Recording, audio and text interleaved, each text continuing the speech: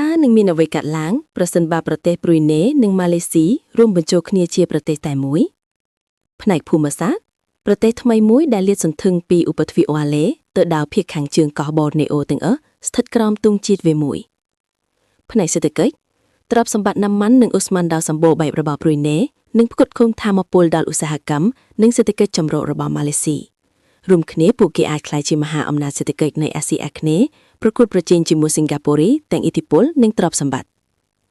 ផ្នែកយោធា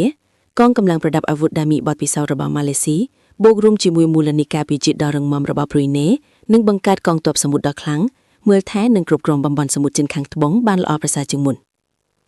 ផ្នែកវប្បធម៌ម៉ាឡេនិងអ៊ីស្លាមដ៏សម្បូរបែបនឹងរួមបញ្ចូលគ្នាបង្កើតអត្តសញ្ញាណជាតិថ្មីមួយដែលមានប្រវត្តិសាស្ត្រនិងប្រពៃណីរឹងមាំហើយក្នុងអាស៊ានវិញ